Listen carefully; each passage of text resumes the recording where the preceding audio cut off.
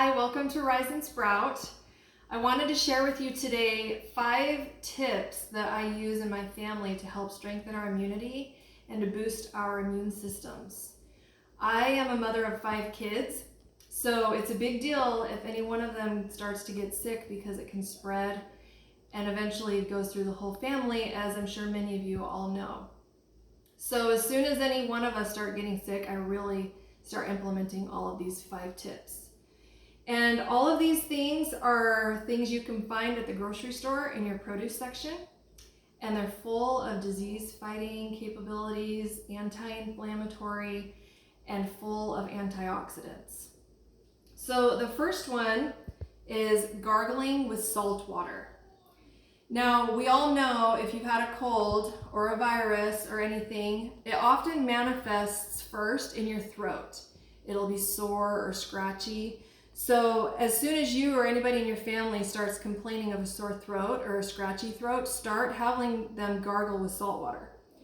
And I just measure some water in a cup. It's not really a certain measurement. And then I'll put in usually a half a teaspoon of salt.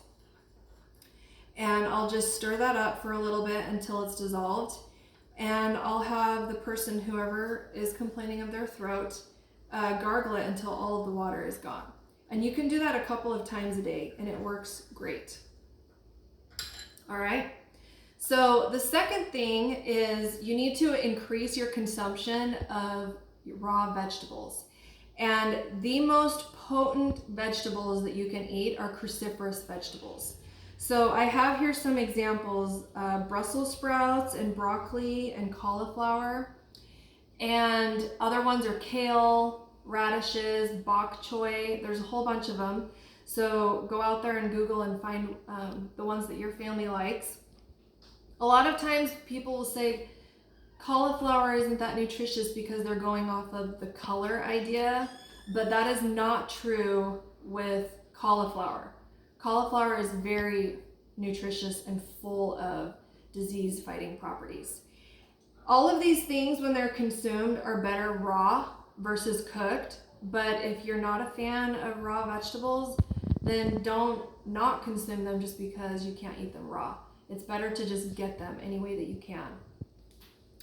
All right, the third one is herbs, and these again are full of disease-fighting properties, and they just make your food taste better.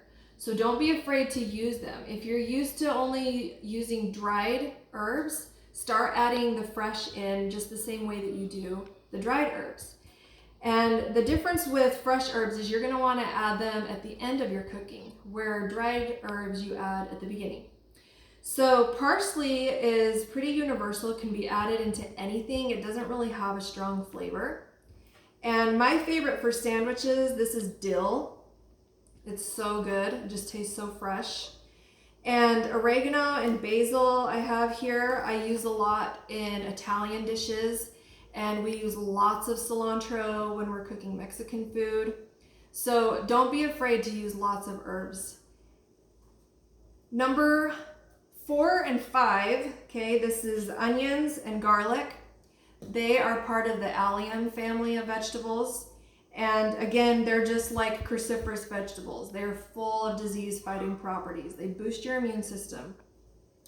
And onions are the easiest thing to add into your cooking because they just make everything taste so good. So don't be afraid to add more of them than what you typically use, and to add them raw as well in your salads, your sandwiches, on top of anything that you're cooking really, and you can mince them up finely so that your kids can't pick them out. And the last one, garlic.